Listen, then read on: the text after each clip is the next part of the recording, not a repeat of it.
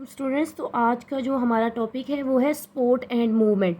Basically हम देखते हैं sport and movement second year का चैप्टर नंबर है 16।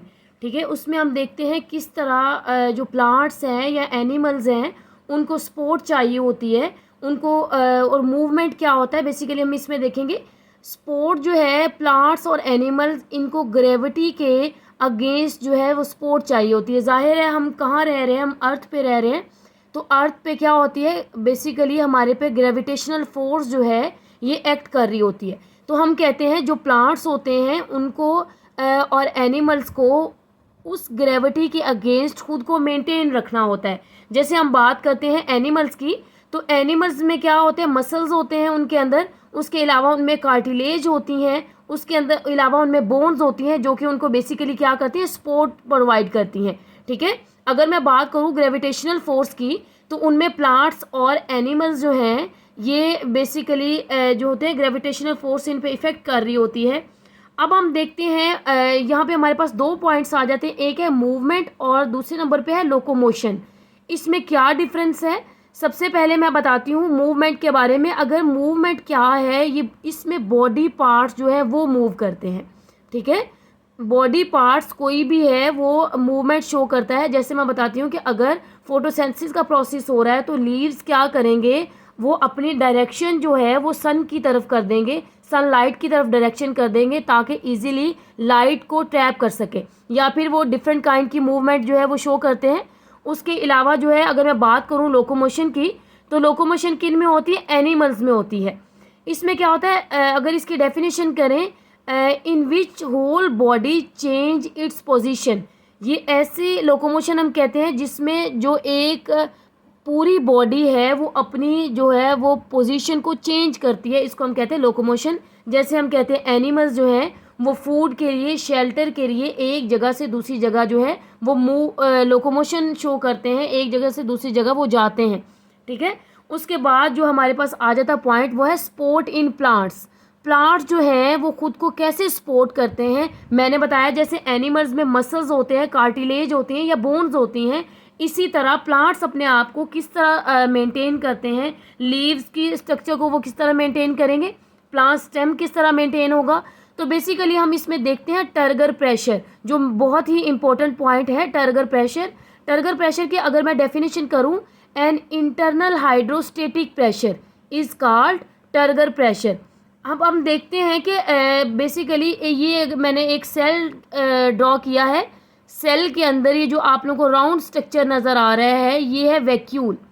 अब वैक्यूल क्या करता है, जो वाटर होता है हम कहते हैं ऑस्मोसिस के ज़रिए क्या करता है, सेल के अंदर मूव करता है। ठीक है, सेल के अंदर जो वैक्यूल होता है उसके अंदर जब मूव करता है तो हम कहते हैं वैक्यूल बेसिकली वाटर की स्टोरेज करता है। मैं दोबारा फिर बता देती हूँ, वैक्यूल जो है वो वाटर की स्टोरेज करता है। एक तो ये जब वाटर की स्टोरेज करता है तो जैसे जैसे वाटर इसके अंदर स्टोर होगा वैसे वैसे ये टर्जिड होता जाएगा। जैसे मैं एग्जांपल देती हूँ एक बलून की, क्या होता है, बलून पहले फ्लैसिड होता है, चिपका हुआ होता है। अगर आप लोग उसमें वाटर की फिलिंग करोगे, जैसे जैसे उसमें वाटर ऐड करते जाओगे वैसे वैसे उसका साइज इंक्रीज करता जाएगा, मीन्स वो क्या करेगा, टर्जिड होता जाएगा।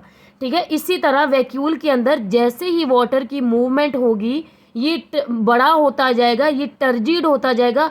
जैसे ये टर्जिड होगा तो हम कहते हैं ये क्या करेगा, सेल का जो स्ट्रक्चर है उसको मेंटेन करेगा, सेल को प्रोटेक्शन प्रोवाइड करेगी। एक तो ये वाटर को एब्जॉर्ब करेगा, वाटर की फिलिंग करेगा, दूसरे नंबर पे ये क्या करेगा, हम कहते हैं इसके अंदर डिफरेंट आयंस वगैरह प्रेजेंट होते हैं।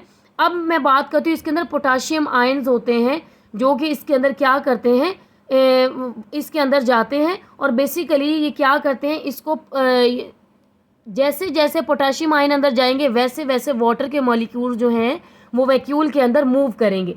नेक्स्ट हमारे पास पॉइंट आ जाता है जो कि आप लोगों की बहुत ही इंपॉर्टेंट शॉर्ट क्वेश्चन है और डेफिनेशन है टोनोप्लास्ट। अगर मैं बात करूं टोनोप्लास्ट की, the membrane that bound vacuole, ये देखें ये वैक्यूल मैंने आप लोगों को बना के दिखाया है। तो वैक्यूल की जो बाहर वाली मेम्ब्रेन है, ये जो रेड कलर की लाइन आप लोगों को नज़र आ रही है, ये क्या है, इसकी मेम्ब्रेन है। वैक्यूल को जिसने कवर किया होता है, मतलब इसकी मेम्ब्रेन को हम कहते हैं टोनोप्लास्ट। तो टोनोप्लास्ट मेरे ख्याल से आप लोगों को क्लियर हो गया होगा। नेक्स्ट जो हमारे पास पॉइंट आ जाता है वो है स्क्लेरेनकाइमा सेल्स। अगर हम बात करते हैं स्क्लेरेनकाइमा सेल्स की, तो स्क्लेरेनकाइमा सेल्स क्या होते हैं, इसमें थिक सेकेंडरी वॉल होती है। हम कहते हैं सेकेंडरी वॉल इसमें थिक होती है। उसके बाद इसमें लिग्निन प्रेजेंट होता है। अब लिग्निन की अगर मैं आप लोगों को बताऊं तो ये ऐसा सब्सटेंस है जो क्या करता है, जो टफ और हार्ड बनाता है, हम कहते हैं सेल उसको, प्लांट्स को। उसके बाद हम कहते हैं मोस्टली ये नॉन लिविंग होते हैं। अगर मैं इनकी बात करूं तो ये मोस्टली क्या होते हैं, नॉन लिविंग होते हैं। अब इनका जो प्राइमरी फंक्शन होता है, जो सबसे इम्पोर्टेंट इनका फंक्शन होता है, ये क्या करते हैं, सपोर्ट प्रोवाइड करते हैं। किनको, प्लांट्स को। समझ आ रही है। तो हम कहते हैं जो स्क्लेरेनकाइमा सेल्स हैं ये क्या करते हैं, सपोर्ट प्रोवाइड करते हैं। इनमें इसकी डिफरेंट टाइप्स आ जाती हैं स्क्लेरेनकाइमा सेल्स की। ये आप लोगों को डायग्राम के ज़रिए मैं बताती हूँ। सबसे पहली जो टाइप है ये स्क्लेराइड्स। अगर मैं बात करूँ स्क्लेराइड्स की, तो ये क्या होते हैं, हम कहते हैं ये जो आप लोगों के पास एक ट्रेकाइड्स है, ट्रेकाइड्स को हम फाइबर्स भी कहते हैं। ठीक है, ट्रेकाइड्स को हम फाइबर्स भी कहते हैं। तो जो स्क्लेराइड्स होंगे ये ट्रेकाइड्स की निस्बत हम कहते हैं शॉर्ट होते हैं। बेसिकली ये क्या करते हैं, आप लोग देखते हो जो सीड कोट होता है या फिर हम कहते हैं जो शेल्स वगैरह होते हैं उनको ये प्रोटेक्शन प्रोवाइड करते हैं। हम कहते हैं जो स्क्लेराइड्स हैं ये प्रोटेक्शन प्रोवाइड करते हैं किसको, सीड्स को, और जो होते हैं शेल्स वगैरह उनको क्या करते हैं, प्रोटेक्शन प्रोवाइड करते हैं। उसके बाद जो दो पॉइंट्स आप लोगों के पास आ जाते हैं, एक है ट्रेकाइड्स और क्या है, वेसल्स। ये दोनों मिल के हम कहते हैं जाइलम का जो है स्ट्रक्चर उसको मेंटेन रखते हैं। जाइलम का हम कहते हैं बनाते हैं। ठीक है, अगर मैं बात करूं सबसे पहले ट्रेकाइड्स की, तो ट्रेकाइड्स बेसिकली क्या है, ये फाइबर्स हैं, ये लॉन्ग सिलेंड्रिकल होते हैं। ये देखिए आप लोगों को नज़र आ रहा है, ये क्या होते हैं, लॉन्ग सिलेंड्रिकल होते हैं। तो हम कहते हैं उसके बाद ये वेसल्स हैं। वेसल्स क्या होती है, ये लॉन्ग होती हैं, हम कहते हैं ट्यूबुलर लाइक इनका स्ट्रक्चर होता है। बेसिकली ये दोनों मिल के क्या करते हैं, जाइलम की फॉर्मेशन कर रहे होते हैं। मीन्स जाइलम जाहिर है वाटर की कंडक्शन करेगा। तो हम कहते हैं ये इस लिहाज से बहुत ही इंपॉर्टेंट है। नेक्स्ट जो हमारे पास पॉइंट है वो है कोलनकाइमा सेल्स। अगर मैं बात करूं कोलनकाइमा सेल्स की, तो बेसिकली कोलनकाइमा सेल्स जो हैं वो क्या होते हैं, सबसे पहले अगर मैं इनकी बात करूं तो इनमें जो सेकेंडरी वॉल है वो एब्सेंट होती है। ठीक है, मैं फिर बता देती हूँ, कोलनकाइमा सेल्स में सेकेंडरी वॉल जो है वो एब्सेंट होती है। इनमें क्या होती है, हम कहते हैं एंगुलर थिकनिंग होती है। मीन्स हम कहते हैं अनइक्वल इनमें थिकनिंग होती है। मीन्स ये अनइवनली थिक होते हैं। इनकी जो बेसिकली प्राइमरी वॉल होती है, हम कहते हैं इनकी प्राइमरी वॉल जो है ये अनइवनली थिक होती है। जैसे ये आप लोगों को डायग्राम इसकी नज़र आ रही है, इसकी प्राइमरी वॉल है और ये अनइवनली थिक है। मीन्स इसके अंदर ये इसकी थिकनेस होगी, ये अनइवनली क्या होती है, थिक होती है। समझ आ रही है। उसके बाद जो हमारे पास नेक्स्ट पॉइंट आ जाता है, हम कहते हैं ये क्या होते हैं, इलास्टिक होते हैं। ये इलास्टिक होते हैं।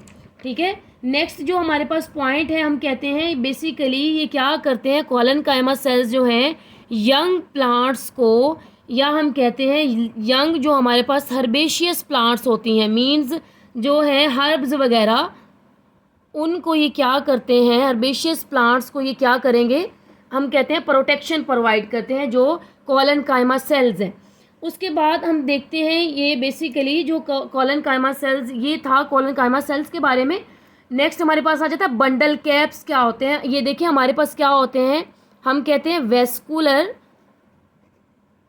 बंडल्स प्रेजेंट होते हैं। ठीक है, अगर वेस्कुलर बंडल्स में आप लोगों को पता है कि इसके अंदर जाइलम और फ्लोएम आता है। अगर इसके गिर्द एक और प्रोटेक्टिव लेयर बना दी जाएगी, किसके गिर्द, वेस्कुलर बंडल्स के गिर्द, मीन जाइलम और फ्लोएम के गिर्द अगर प्रोटेक्टिव कवरिंग बना दी जाएगी, ये प्रोटेक्टिव कवरिंग जो है हम कहते हैं किससे मिलके बनी होती है, हम कहते हैं स्क्लेरेनकाइमा